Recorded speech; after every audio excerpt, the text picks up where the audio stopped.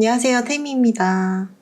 오늘은 미국 FBI와 오로라 경찰이 수십 년째 추적 중인 사건, 오키 알카이트 사건을 처음부터 최근 새롭게 업데이트된 단서와 추측들까지 다뤄볼 건데요. 2004년 미국 콜로라도주 오로라라는 동네였어요. 평화로운 중산층 주택가에서 발생한 사건인데, 이 사건은 사건을 맡은 형사조차 자기가 본 것 중 최악이었다고 묘사할 정도로 아주 냉정하고 기괴한 사건이에요. 오키 알버트 카이트 주니어는 1951년 5월 7일에 미국 노스캐롤라이나 주에서 태어났어요. 이름이 좀 길죠? 그는 주로 알버트를 줄여서 부르는 이름인 R이라는 닉네임으로 불려졌는데, 저는 오키라고 부를게요. 그의 아빠는 동네에서 유명한 개 훈련사였고 엄마는 전업주부였어요. 오키가 18살에 엄마가 세상을 떠나요. 그는 고등학교를 졸업 후 대학에 들어가서 경영학을 전공합니다. 대학을 졸업하고 버지니아주로 이주해서 살기 시작했는데, 같은 고등학교를 다녔던 게일과 1976년에 결혼을 합니다. 두 사람 사이에는 딸 하나가 있었는데, 이 딸은 게일이 오키와 재혼하기 전 남편 사이에서 낳은 자식이에요. 그리고 1988년 두 사람은 이혼을 합니다. 이혼한 지 10년 정도가 지나고 98년도였어요. 오키는 또 다른 주로 이주를 해요. 콜로라도주 오로라라는 동네로 이주했는데, 이곳에서 2층짜리 타운하우스를 구입하게 됩니다. 타운하우스는 말 그대로 단독주택과 아파트의 중간인데, 여러 가구가 나란히 붙어있는 형태의 주택이에요. 오키가 구입한 곳이 이곳이었어요. 이렇게 생겼죠. 그의 집은 2층짜리 집이었는데요. 집도 크고 방도 여러 개 있었는데, 남자 혼자 지내기엔 꽤 넓은 공간이었죠. 그래서 오키는 지하실에 룸메이트를 구하기로 합니다. 곧 은퇴도 앞두고 있는 나이였고 경제적인 부담을 줄이기 위해서였죠. 이때 그는 집에 지하실을 새롭게 개조해서 임대를 내주기 시작했어요. 이렇게 몇 년이 지나 2004년이 되었어요. 오키는 그 사이에 새로운 직장도 구하고 린다라는 새로운 여성을 만나서 데이트를 하기 시작해요. 이 둘은 얼마 지나지 않아 꽤 진지한 관계가 되는데요. 오키의 직업은 회계 관련직이었는데 주로 대형 기업에 취직해서 회계나 경영, 행정 분야의 업무를 수행했다고 합니다. 그의 직장 동료들의 말에 따르면 그는 매우 성실하고 조용한 성격이었고, 당시 은퇴를 준비하고 있던 평범한 직장인이었다고 해요. 2004년 5월쯤이었어요. 오키의 지하실에 몇 년간 살던 룸메이트가 곧 이사를 나간다는 거예요. 그래서 온라인 플랫폼인 크레이그리스트에 룸메이트 모집 광고를 올립니다. 크레이그리스트는 미국에서 가장 오래되고 자주 쓰이는 온라인 커뮤니티 게시판이거든요. 특히 중고거래, 구인구직, 부동산 임대 등 다양한 정보를 올리는 사이트예요. 한국에 있는 당근마켓이나 알바몬 같은 사이트를 한 군데에 모아놓은 플랫폼이라고 생각하시면 될 것 같아요.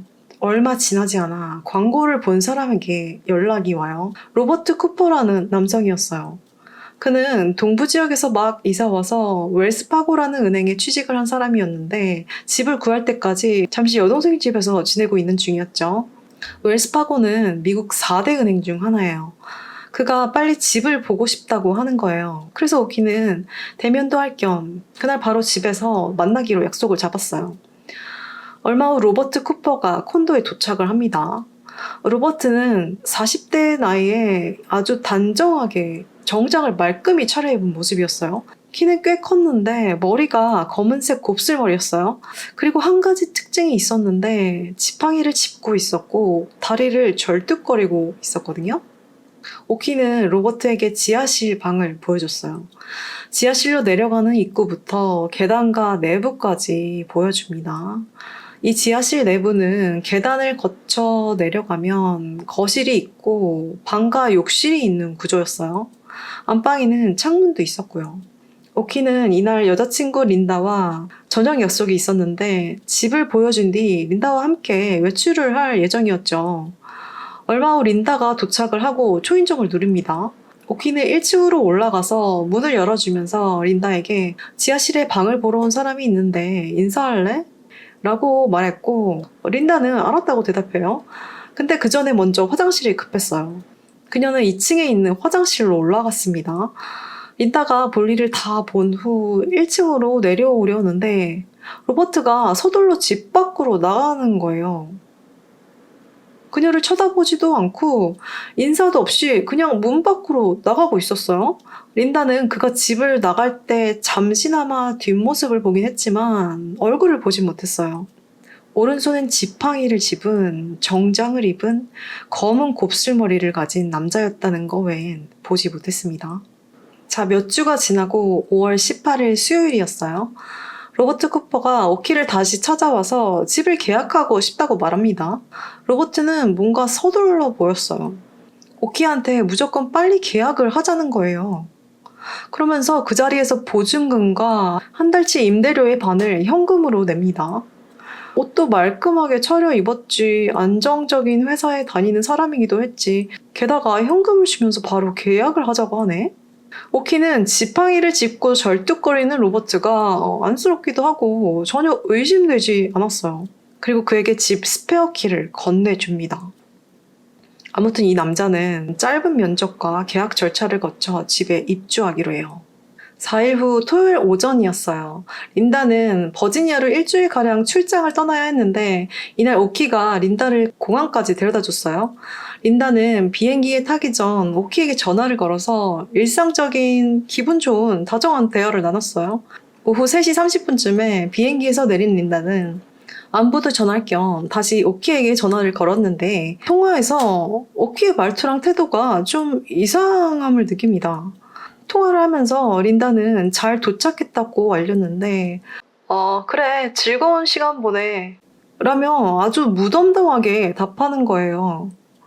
오키는 평소와는 다르게 좀 조용한 목소리였고 감정 표현이 무뎌졌고 대화를 짧게 끝내려고 하는 태도를 보였어요. 자, 이틀이 지나고 월요일이 됐어요. 다들 주말을 보내고 다시 출근을 하는 날이죠. 이날 오키가 회사에 나오지 않아요. 그는 지각한 적이 한 번도 없는 성실한 직원이었거든요. 근데 이런 사람이 무단 결근을 한 거예요. 이걸 이상하게 여긴 회사는 오키에게 연락을 했는데 연락을 받지 않아요. 그래서 그 외 입사할 때 비상연락처를 작성하잖아요. 비상연락처에 적혀있는 여동생의 번호로 연락을 했어요. 근데 여동생도 오키와 연락이 안 된다는 거예요. 당시 여동생은 버지니아주에 거주하고 있었는데 직접 오빠의 집을 찾아가기엔 너무 멀었어요. 그래서 결국 경찰에 신고를 해 확인해달라는 부탁을 합니다. 5월 24일 이날 오키는 집 지하실에서 숨진 채 발견돼요. 오키는 지하실 안방에서 엎드려 있는 상태로 발견되는데요. 주위에는 혈흔 자국들이 있었어요. 시신을 살펴보던 중 오키의 머리 뒤쪽에서 상처를 발견했는데 둔기로 맞은 걸로 보였어요. 그리고 계단으로부터 이어진 흔적들로 보아 아마 오키가 계단을 내려가던 도중 뒤에서 공격을 당한 걸로 추정돼요. 팔다리에는 줄로 묶였던 자국들이 있었는데 현장엔 사용된 줄은 보이지 않았어요. 흉기로 총 22군데 자상도 입었어요. 그리고 한 가지 특이한 점이 있었는데 그의 발에는 심한 상처가 있었다는 거예요. 발에서 맞은 흔적과 멍이 발견됩니다. 이건 그가 몇 시간 동안을 어떤 특정 도구로 특히 발에 고문을 당했다는 걸 시사했어요. 결정적 사인은 머리에 입은 외상이었고 오키는 등 뒤로 팔다리가 함께 묶여서 발바닥이 위로 향한 상태로 고문이 가해졌다는 걸 알 수 있었어요. 경찰은 범인의 단서를 찾기 위해 집안을 수색하기 시작했어요. 부엌 싱크대에는 표백제가 담겨 있었는데 그 속에서 범행에 쓰인 걸로 추정되는 흉기들과 컵, 볼펜 등 생활용품과 오키의 자동차 키, 집키, 막대기 같은 도구도 담겨 있었어요. 이건 증거인멸을 위한 정교한 행위로 보였습니다. 그러니까 범인이 자신의 DNA가 묻었을 수도 있는 물건들을 죄다 담궈 놓은 거죠. 여기서 찾은 막대기 같은 도구는 정확히 연마봉이었는데 발 고문에 사용된 걸로 보였어요. 현장에서는 지문이 거의 남아있지 않았고요. 특히 샤워 배수구에서도 표백제 흔적이 남아있었거든요. 이것을 통해 범인이 욕실에서 샤워를 했다는 것과 주방에서 음식도 먹었다는 걸 알 수 있었어요. 그리고 이후에 자신의 흔적을 지우기 위한 철저한 노력을 했다는 걸 알 수 있었습니다. 또 기괴한 점은 범인이 오키의 침대에 누운 흔적과 그의 옷을 꺼내서 입은 흔적도 있다는 거예요. 경찰은 곧 오키의 픽업 트럭과 휴대폰이 사라졌다는 걸 발견해요. 그리고 주방 쓰레기통에서 룸메이트 계약서를 발견합니다.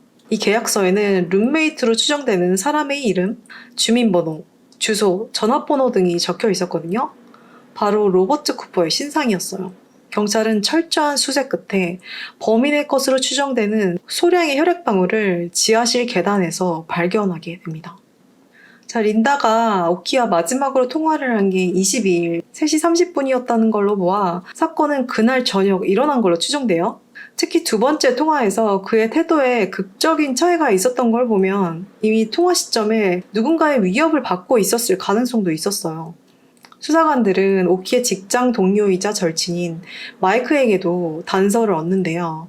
마이크의 말에 따르면 오키는 그날 린다를 공항에 내려준 뒤 일 때문에 마이크를 덴버에서 만났는데요.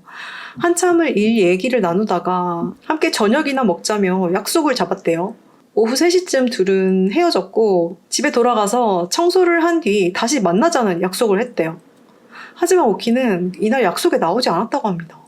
수사관들은 바로 이 로버트 쿠퍼라는 인물을 추적하기 시작했어요.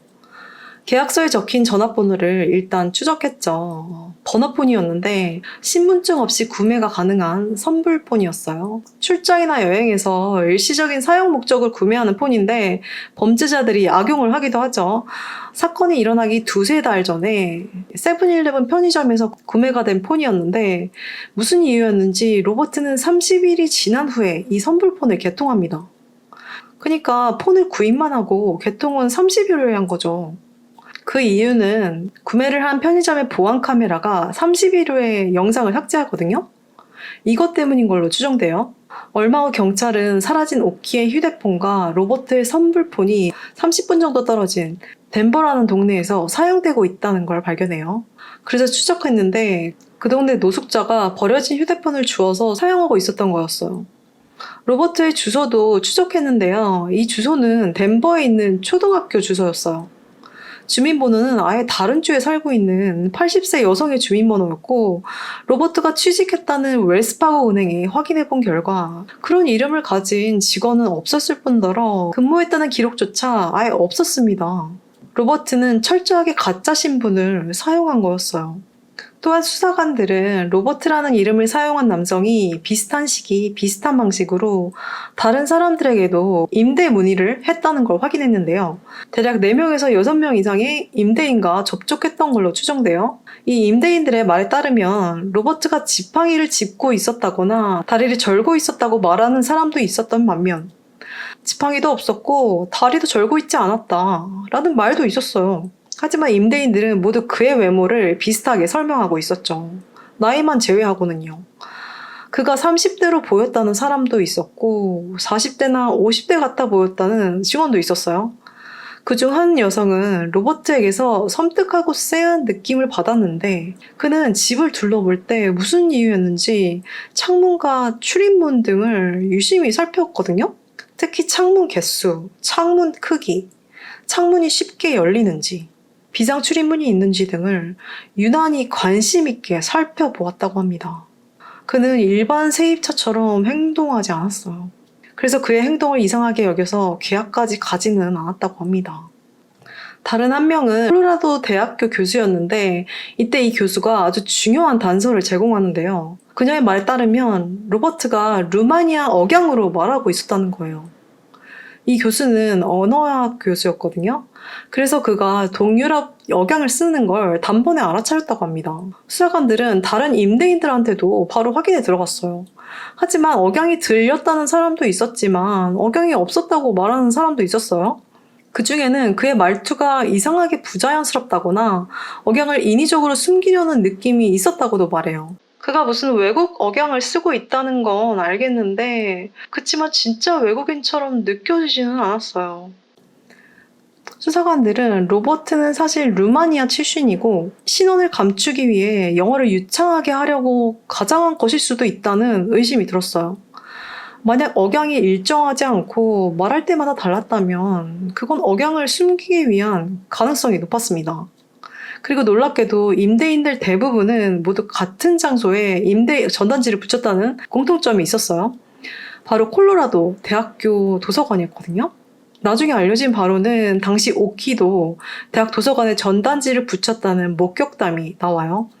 즉 범인은 도서관 게시판을 주기적으로 체크하면서 여러 명의 임대 광고를 보고 접근했을 가능성이 매우 높았습니다.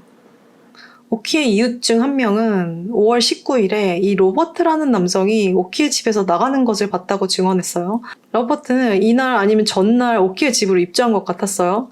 이후 며칠간 이웃들이 그를 목격했다는 증언들이 있었는데 그중 한 이웃은 그가 이사를 들어온 걸 알고 인사도 할 겸 다가갔는데 로버트는 그냥 무시하고 가버렸다는 겁니다. 다른 이웃은 산책을 하다 길에서 그를 봤는데 지팡이가 없는 모습이었다고 말해요. 이웃들의 공통된 말에 따르면 로버트는 좀 기괴했고 항상 자신들을 말없이 그냥 노려보기만 했다는 거예요.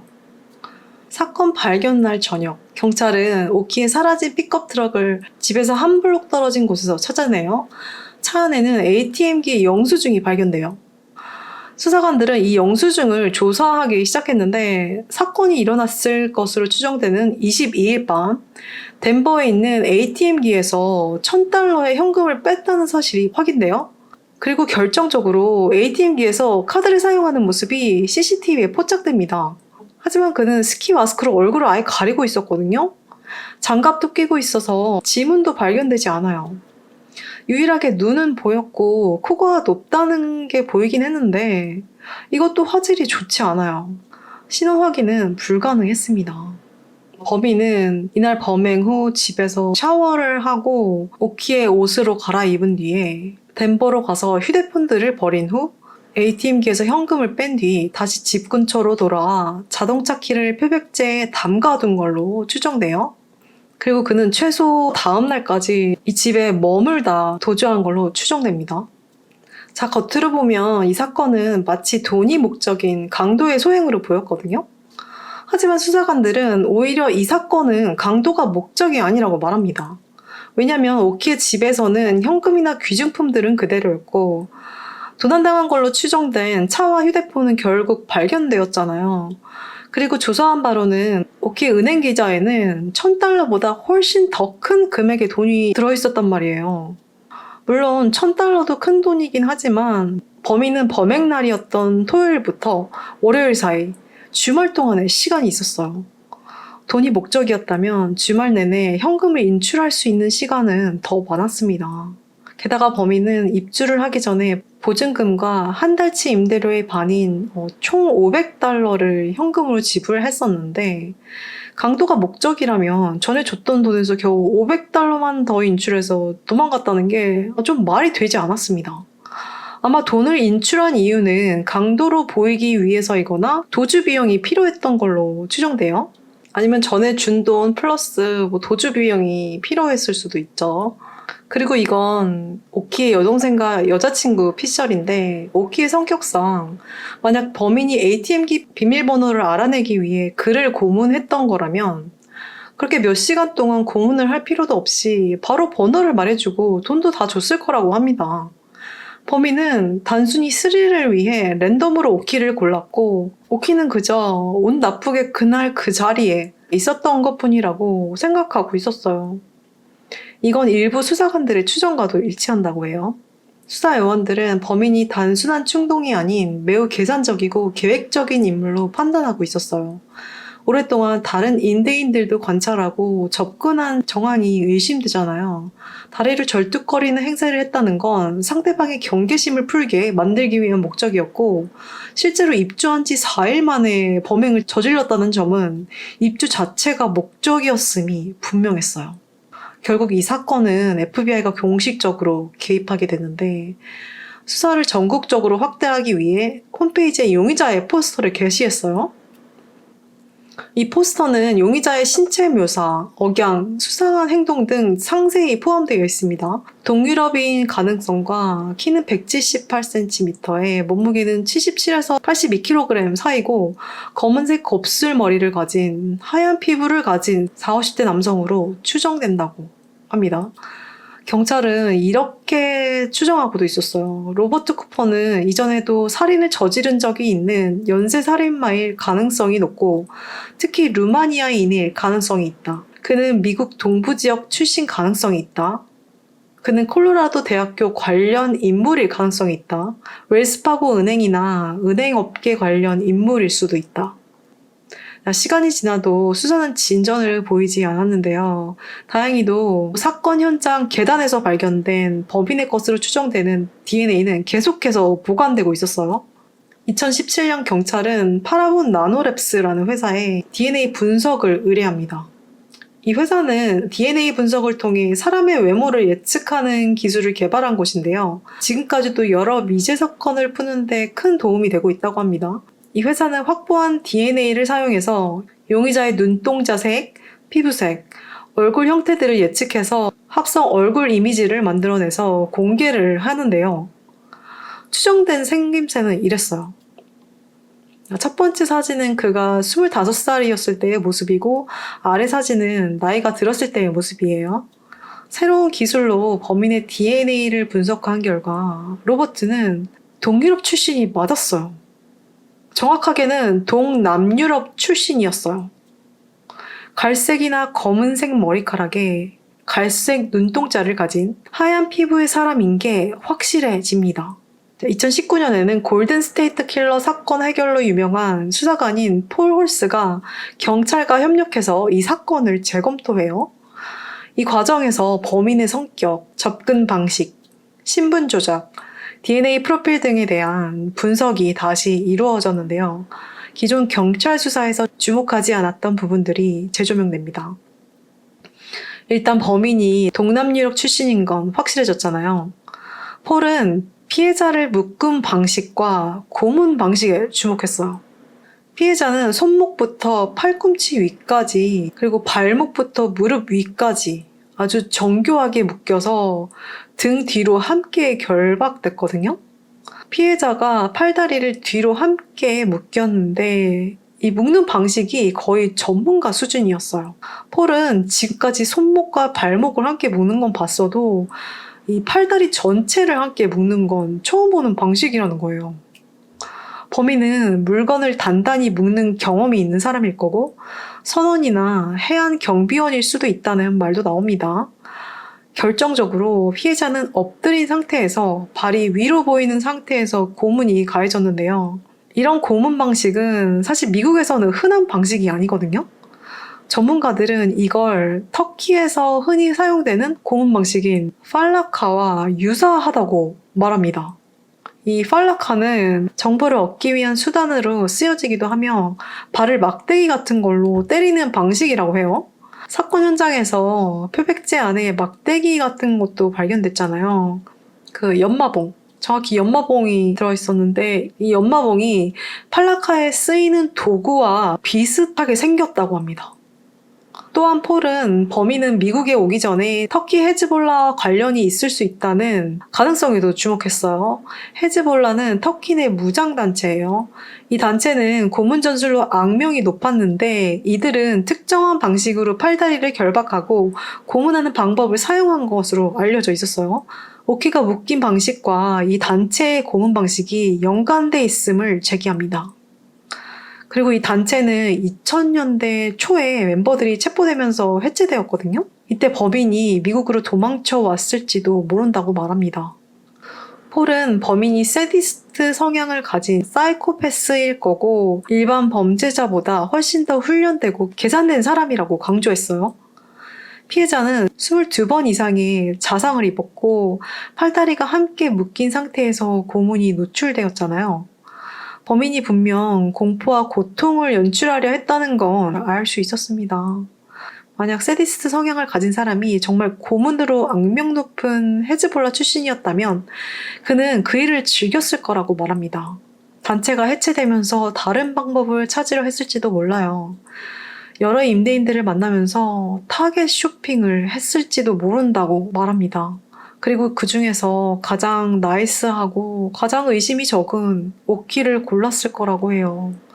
결정적 범행 동기는 그저 스릴을 위한 범인이었을 거라고 추정되었어요.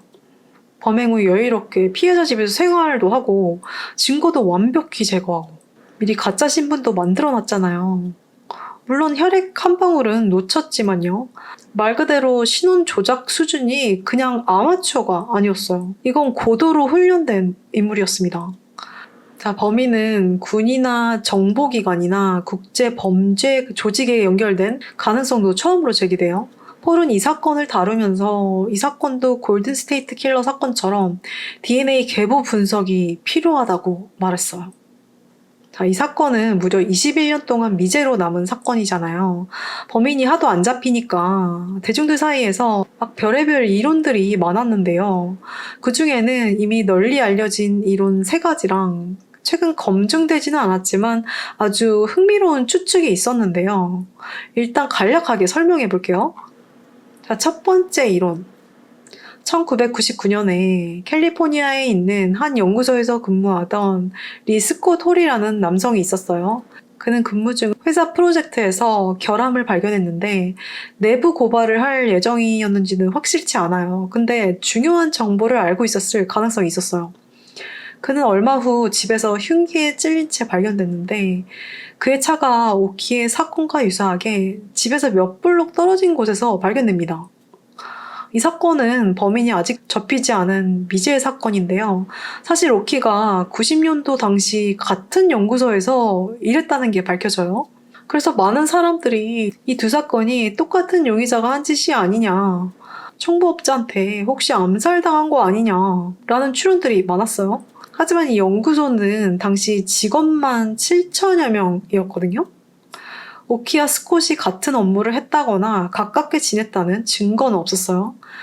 스콧은 오키처럼 같은 방식으로 묶이지도 않았고 고문을 당한 흔적도 없었어요. 게다가 오키는 98년도에 콜로라도주로 이사했고요. 게다가 만약 암살자의 소행이라면 범인은 다른 임대인들을 만나고 다닐 이유가 없었습니다. 오키가 타깃이라면 왜 굳이 다른 곳을 임대하려 했겠어요. 2사건 모두 차가 집에서 몇 블록 떨어진 곳에서 발견됐다는 것만 보고 이 사건이 같은 범인의 소행이라고 보기에는 우연에 가깝다는 결론이 내려집니다. 자, 2번째 이론.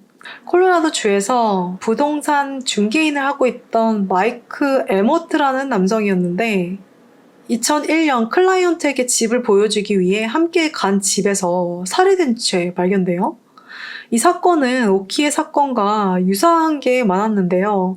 일단 2사건 모두 부동산 거래가 관여돼 있다는 점, 용의자가 지팡이를 짚고 절뚝거리는 중년 남성이었다는 점, 피해자가 뒤에서 공격을 받았다는 공통점이 있었어요.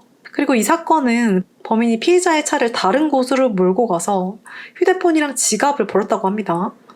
하지만 오키 알카이트 사건을 맡았던 형사가 이 사건을 조사해봤는데 연관성을 찾지 못했다는 결과가 나옵니다.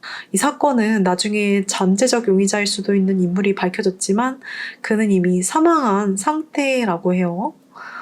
자, 3번째 이론이에요. 3번째 이론은 아마 가장 많이 알려진 이론인데요. 바로 이스라엘 키이스가 범인과 같은 인물일지도 모른다는 이론이에요. 이스라엘 키이스는 2012년에 체포된 연쇄 살인마예요. 그는 96년부터 범행을 시작한 걸로 알려져 있는데요. 이 같은 추론이 나온 이유는 그와 로버트 쿠퍼의 CCTV에 찍힌 얼굴 생김새가 유사했기 때문이에요.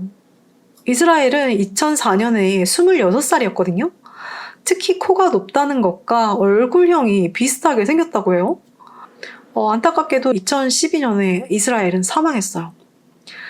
근데 만약 진짜 그가 범인이라면 발견된 DNA도 있는데 같은 인물이라면 경찰이 이미 발표를 했겠죠. 근데 아무 말도 없는 거 보면 둘은 그냥 비슷하게 생겼을 뿐이고 그냥 사람들 사이에서 떠도는 이론인 것 같아요. 자, 그리고 마지막으로 사람들 사이에서 좀 흥미로운 추측이 있었는데 이건 검증되지 않은 말 그대로 어떤 사람의 추측입니다. 추측일 뿐이에요. 바로 사건의 범인이 로버트 길레아누라는 루마니아 출신의 마피아 조직원이자 청부업자인 남성과 동인 인물일 가능성이 있다는 추측이었어요. 이 남자는 현재 사망한 상태였는데 이 이론은 오키가 다니던 회사가 청부업자를 고용해 암살했을지도 모른다는 거였어요. 사건의 범인은 수사관들을 속이기 위해 온갖 짓을 다 했잖아요. 모든 게 계획적이었던 걸로 보아 범인이 다른 임대인들을 만났던 건 사실 수사에 혼란을 주기 위해서였고, 그가 지팡이를 짚었다고 목격한 사람도 있었지만 멀쩡하게 걸었다는 사람도 있었잖아요. 범인은 모든 걸 조작해서 마치 미친 사람이나 연쇄살인마가 저지른 것처럼 일부러 보이게 만들었을 거고, 결정적으로 이 범인의 키, 눈과 머리 색깔, 얼굴형까지 모든 것이 이 루마니아 출신 마피아 로버트 길레아누와 일치한다는 거예요. 로버트 길레아누는 당시 밀수, 무장강도, 암살 등으로 악명 높은 루마니아 조직 범죄단의 멤버로 활동했는데, 그는 루마니아 동유럽 이민자들이 많이 거주하는 동부 지역이었던 뉴욕이나 뉴저지에서 이 범죄단을 알게 되었을 것으로 추정돼요. 유럽에서 가장 가난한 나라 중 하나인 루마니아 출신이었던 그는 돈을 받고 암살을 할 의향이 있었을 거예요. 경찰이 이 사건에서 범인의 DNA를 찾았지만 미국 내에서 매치하는 전과자가 없었잖아요. 전과가 없는 그는 완벽한 청부업자 후보였을 거고, 오키를 고문한 이유는 누군가 암살을 의뢰할 때 그를 고통스럽게 해달라며 추가 금액을 지불했을지도 모른다고 해요. 로버트 길레아누는 2008년경 조직범죄단 운영 혐의로 체포됐는데, 루마니아 사업가 3명을 암살한 사건에서 그의 멤버 중 한 명이 로버트 길레아누를 밀고 합니다. 나중에 그 증언은 경찰 기록에서 무작위로 사라졌고, 경찰은 그를 불법 밀수 혐의로만 기소했대요.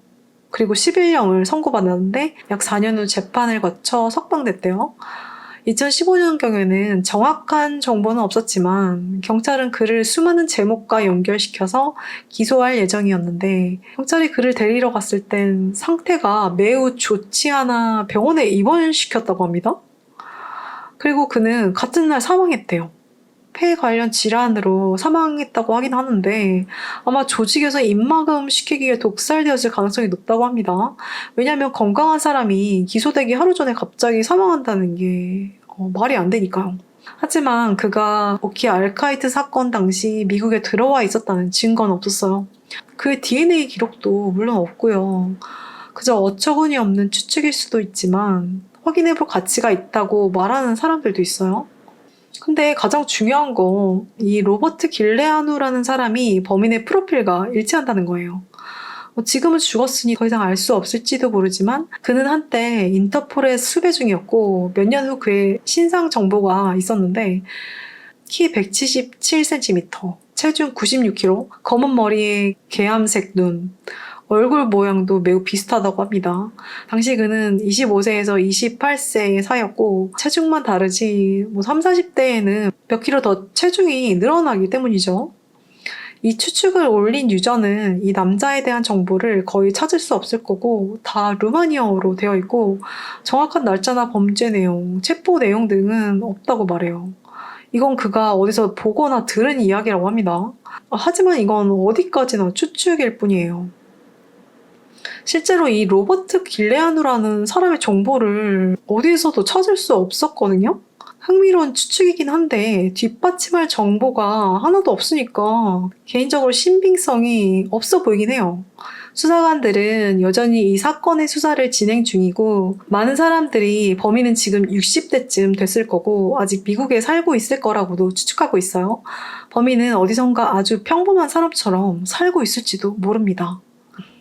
자, 가장 최근 나온 공식적인 업데이트는 2022년에 유전자 개보학 분석을 통해 현장의 용의자의 DNA와 약 30% 유사한 인물을 발견합니다. 범인과 사촌관계 가능성이 있는 인물이었어요. 즉, 공동 증조 부모를 가졌다는 뜻인데요. 이 인물은 현재 로마니아에 거주하고 있는 사람인데 이걸 기반으로 FBI는 현재 가족 계보를 추적 중이라고 합니다. 사실 가족 계보를 하나하나 조립한다는 건 꽤 오랜 시간이 걸려요. 하지만 결국 이 사람의 신원이 밝혀질 가능성이 가까워진 것 같긴 해요. 이후에는 공식적인 업데이트는 아닌데 작년 9월쯤 오로라 경찰서에 이메일을 보내서 물어봤는데 상당한 진전이 이루어졌습니다. 라는 답변을 받은 사람이 있다고 해요. 레딧 같은 포럼에서도 많은 사람들이 이 사건도 골든스테이트 킬러 사건처럼 꼭 해결될 수 있다고 기대하는 사람들이 많아요. 유전자 개보학이 미제 사건을 해결하는 데 결정적 도움이 되기 시작한 건 2018년부터였거든요. DNA만 보관돼 있다면 결국 시간 문제지, 미제 사건은 사람들이 계속 주목을 하고 있다면 언젠간 밝혀질 수 있다고 생각해요. 최근 일부 먼 친척과 일치하는 DNA가 확인되긴 했지만 아직까지 범인이 특정되지 않은 거 보면 이게 확실히 먼 친척이 다른 나라에 거주하고 있다는 점과 또 동유럽 혈통이라 가족 계보를 일일이 다 추적하는 게 쉽지는 않은 것 같아요. 범인이 이미 다른 나라에 살고 있는 건 아닐까 생각도 듭니다. 시간이 좀 걸리겠지만 결국 해외 혈연 관계자 정보가 이 케이스를 해결하는 데 핵심이 될 것 같아요. 꼭 범인이 잡혀서 사건 업데이트를 하는 날이 왔으면 좋겠네요. 자, 오늘 이야기는 여기까지입니다. 지금까지 템이었습니다.